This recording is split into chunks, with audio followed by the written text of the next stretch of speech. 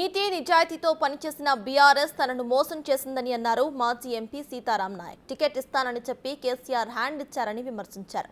విలువలేని పార్టీలో ఉండలేనని అన్నారు. బీజేపీ రాష్ట్ర అధ్యక్షుడు కిషన్ రెడ్డి తనకు పార్టీలోకి ఆహ్వానించారని, అభిమానులతో చర్చించి నిర్ణయం తీసుకుంటారని సీతారాం నాయక్ అంటున్నారు. మరిన్ని డీటెయిల్స్ ను మా ప్రతినిధి వేణు అందిస్తారు.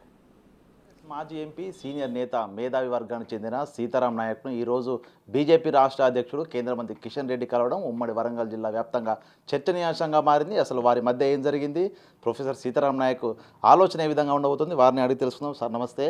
ఈ రోజున కేంద్ర మంత్రి స్వయానా మీ ఇంటికి వచ్చి కలిసారు. ఇద్దరి మధ్య అసలు ఏం చర్చలు జరిగి ఉంటాయి? అంటే ఇప్పుడు చాలా సంవత్సరాల కోరిక తెలంగాణ ప్రాంతంలో గిరిజన విశ్వవిద్యాలయం పోతే రామప్పకు వారసత్వ సంపద గుర్తింపు, మనకు కొన్ని రీఆర్గనైజేషన్ బిల్లులు ఉండేటువంటి కావాలని మేము నేను మొదటిసారి ఎన్నికైనప్పుడే పార్లమెంట్లో మాట్లాడినాం. అంటే అది ఎప్పటి నుంచో ఉన్నటువంటి చిరకాల కోరిక.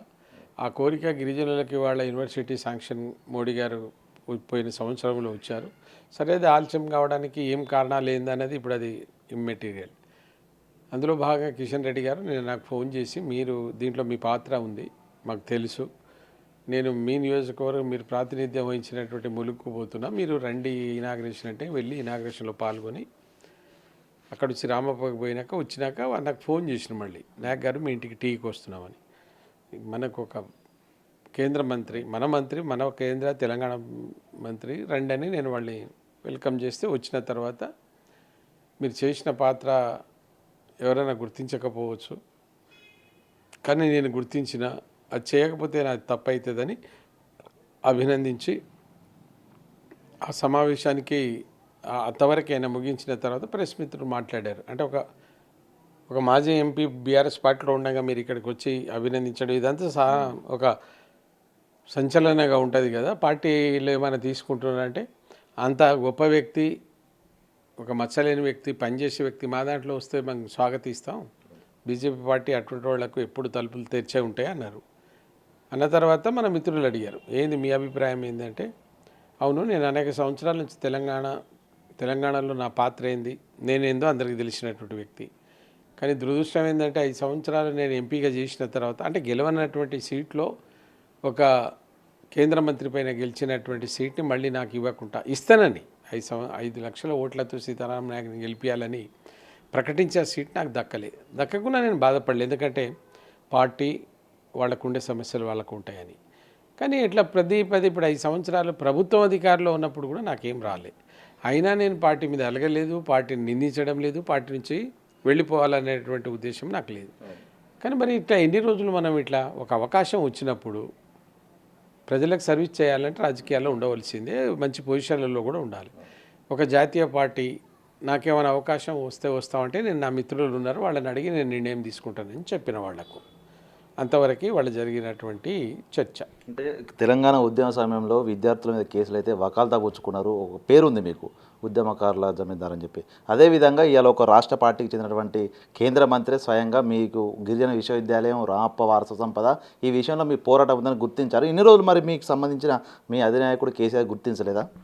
అది తెలుస్తూనే ఉంది కదా. ఇక మళ్ళీ ఇప్పుడు ఎవరికైనా తెలియకపోతే వాడు సన్యాసి, వాడికి ఏమి అర్థం కాకపోతే మనం 10 సార్లు ఏదో చెప్తాం. కేసీఆర్కి అదేం చెప్తామండి, ఆయన నాకేం జరిగిందో అనేది తెలుస్తలేదా, తెలియలేదా? 5 ఏళ్ళు అధికారంలో ఉన్నాక కూడా నాలాంటి వాళ్ళను అన్ని పనులు చేయించుకొని మళ్ళీ ఎలక్షన్లలో, డిబేట్లలో అన్నింటి పోమ్మని, గిరిజన యూనివర్సిటీలో పోరాడమని అన్నీ చెప్పి నాకు కూడా ఏమాత్రం అవకాశం ఇవ్వలే. నేను మళ్ళీ చెప్తున్నానండి, టీఆర్ఎస్ను నిందించదలుచుకోలే.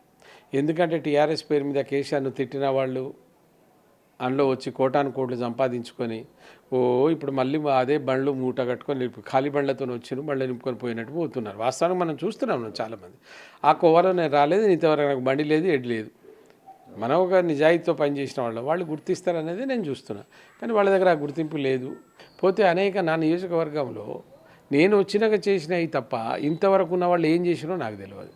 ఇంకా కొంత అక్కడ ఆ నియోజకవర్గ ప్రజలకు సాయం చేయాలని ఉన్నది. రెండవది, పార్లమెంట్కి పోతే ఈ దేశ సమస్యలను మాట్లాడవచ్చు కదా, మాట్లాడే అవకాశం ప్రజలు నిమ్మని కోరుతాను.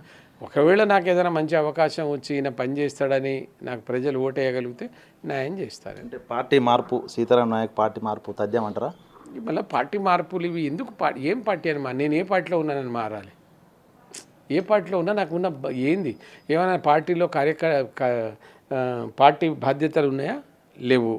ఎక్కడైనా పార్టీలో జరిగే కార్యక్రమానికి మాజీ ఎమ్మెల్యే ఎంపీలను పిలిచే సంస్కృతి ఆ పార్టీలలో లేదు. మరి నేను ఎలా ఉన్నట్టు? అంటే నీతి నిజాయితీగా ఒక పార్టీ ద్వారా మనం ఎంపీ అయినాం కనుక ఆ టీఆర్ఎస్ పార్టీ ఏదైతే ఉందో అదే మా మాతృ సంస్థగానే మేము ఉన్నాం. అంటే కేసీఆర్లో ఇప్పటికి కూడా మార్పు రాదంటారా? ఈ ఓటమి తర్వాతనైనా కూడా అసలు కేసీఆర్ వ్యవహార చరిత్రలో ఆయన మనస్తత్వం నాకెడ తెలుస్తుంది, తెలియదు. ఆయనకి ఇంకోళ్ళు చెప్తే వినరు. అది కాని పని. అది మనం అనుకోవడం వేస్ట్. అది ఆయన ఆత్మవిమర్శన చేసుకోవాలి. ఆయన ఏం మాట్లాడుకుంటాడు ఆయనే చేసుకోవాలి. ఒకటేనండి, ఎవరు ఉన్నది ఇంట్లో తండ్రి తప్పు చేసినా నువ్వు తప్పు చేస్తున్నావు అని అనకపోతే ఆ కుటుంబం నాశనం అవుతుంది. అదేవిధంగా పార్టీలో ఉండేటువంటి ఈ కొంతమంది ఉన్నారు, ఆ చుట్టూ ఉండేటువంటి వాళ్ళు ఎవరైతే ఉన్నారో వాళ్ళేమో మేము తాళి కొడుతున్నాం అంటున్నాం, కానీ అది చావు తప్పు తాళి అవుతుంది. అది వాడు కొట్టే డప్పు ఏదైతే ఉందో పెళ్లి డప్పు సార్ను డ్యాన్స్ చేయాలని వాళ్ళు కొడుతున్నారు, కానీ ఆ సార్ డ్యాన్స్ చేస్తే అది చావు డప్పు అవుతుంది. ఆ సన్యాసులు అటువంటి వాడని ఉంటే వాడు మార్చుకుంటే ఉంటుంది ఆయన భవిష్యత్తు. ఇది మొత్తంగా చూసాము. ఒక సీనియర్ రాజకీయ నేత బీఆర్ఎస్ మాజీ ఎంపీ సీతారాం నాయక్ స్పందన. కిషన్ రెడ్డి కేంద్ర మంత్రి హోదాలో ఒక రాష్ట్ర పార్టీ అధ్యక్షుని హోదా లోపల అటు రామప్ప వారసత్వ సంపద కావచ్చు, గిరిజన యూనివర్సిటీ రావడంలో కావచ్చు ఆయన కృషి ఉందనేటువంటి అంశంతోనే ఆయన ఈరోజు ఇంటికి వచ్చి కలవడం జరిగింది. అయితే తన కార్యాచరణ ఏందనేది కూడా త్వరలోనే ప్రకటిస్తున్నట్టు కూడా సీతారాం చెప్తున్న పరిస్థితి. వీడియో జర్నలిస్ట్ సంతోష్తో వేణు బిగ్ టీవీ హనుమకొండ.